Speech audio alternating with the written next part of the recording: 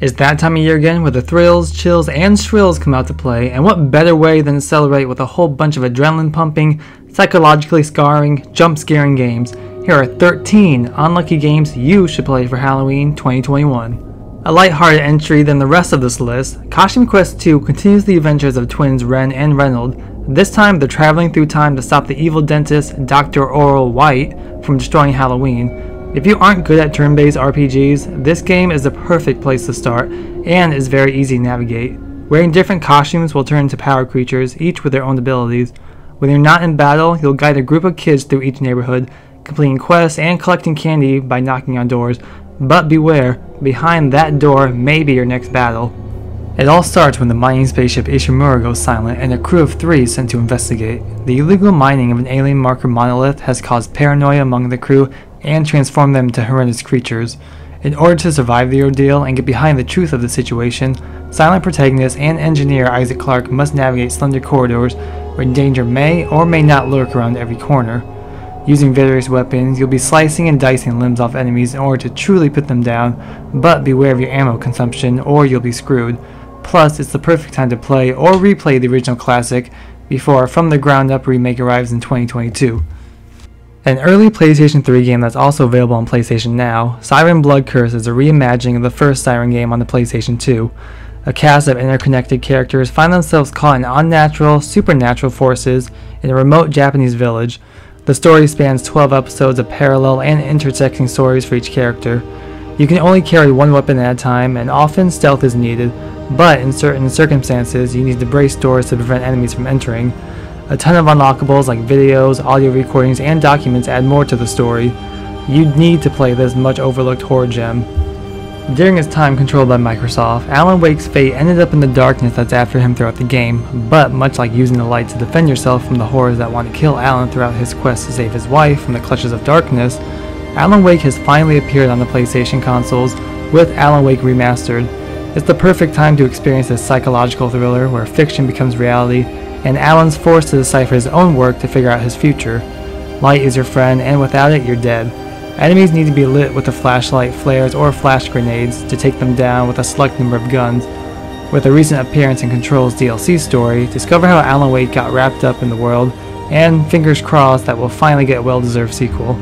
Resident Evil Village may not have as much of a complete horror feel as Resident Evil 7 Biohazard, but when it does, it covers a variety of horror that's been seen throughout modern gaming, almost like a mashup of previous Resident Evil entries mixed with elements of Silent Hill. If the adrenaline of encountering the Lycan-like enemies or even the stalking wrath of Lady D and her $3 isn't enough, wait till you get to a certain main enemy's house. Ethan's weapons are stripped away and you're forced to rely on your quick wits to search the house and solve puzzles to escape. Oh, and don't worry about enemies, just one giant creepy baby continuously after Ethan that will devour him if caught, so you'll have to find some place to hide quickly. If you haven't played Resident Evil 7 Biohazard, you probably should, but don't worry because the game is nice enough to have a recap of previous events. It's a must-watch to understand the plot points in Village.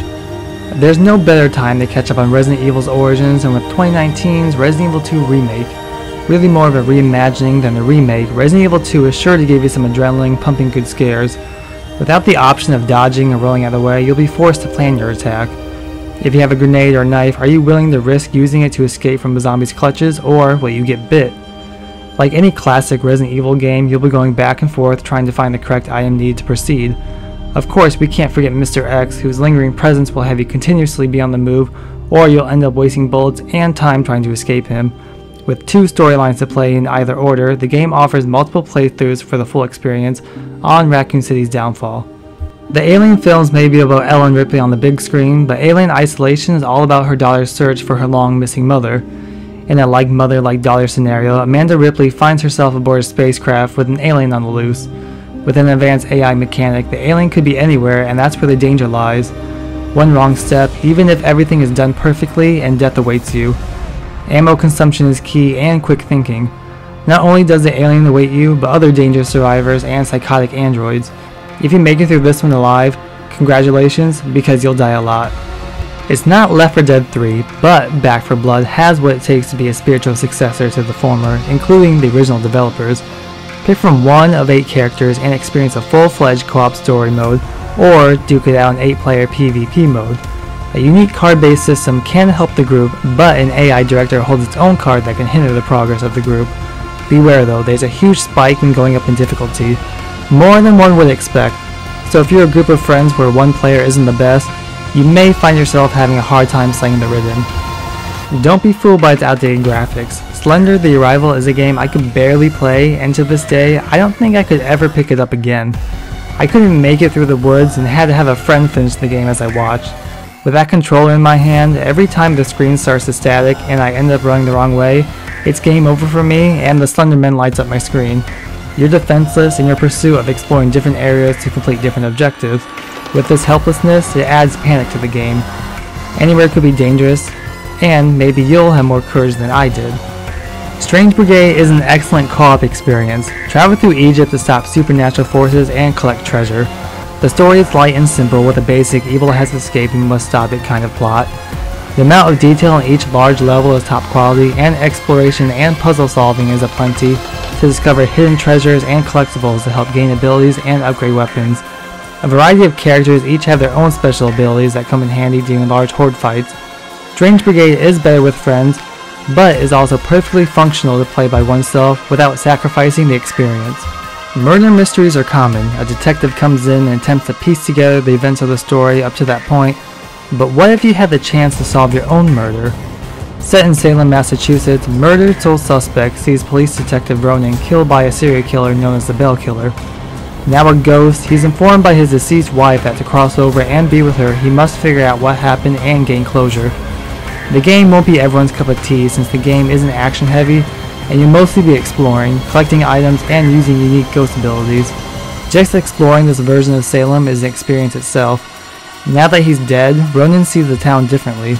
The past infuses with the present, and you'll see structures and individuals from that previous era. The story is worth a playthrough alone, but don't expect much afterwards. Before the Dark Pictures anthology, there was Until Dawn. Exclusive to the PlayStation 4, you'll play as a group of young adults in what at first appears to be a stereotypical horror flick filled with sex, partying, and pranks, but it soon turns into one of survival as the game's many twists and turns reveal larger danger at play. Anyone can live, anyone can die, and some save choices may even result in a death. The game allows for multiple playthroughs if you're curious as to the many endings or character deaths. If you haven't played the game yet, there isn't too much I can truly say without spoiling anything. It feels like a love story to the teen horror flick with its own twist on the formula. Just play it, it's worth it. Love it or hate it, The Last of Us Part 2 has its fair share of gore, adrenaline, and creepy survival moments. Perfected gameplay from the first game and new enemy types in the beautiful post-apocalyptic Seattle really bring this alternate world to life. Seattle isn't just a place for clickers, rival groups are also at war when Ellie arrives. Once again, you'll be crafting weapons and planning your attack, whether that be sneaking or attacking head-on. The choice is yours, and so is the risk. Let me just say, when you get to Ground Zero during Abby's campaign, get ready for the most horrific thing you'll see when you get to the Rat King. And if you really want a challenge, there is a permadeath mode, where even if you die once, it's game over and you start at the beginning of the story. This is only a sliver of some of the spooky, creepy, and can never make me play again games out there. What games are you playing to get into the Halloween spirit this year? Let me know in the comments, and while you're at it, please like and subscribe. Thank you for watching, and I'll see you in the next video.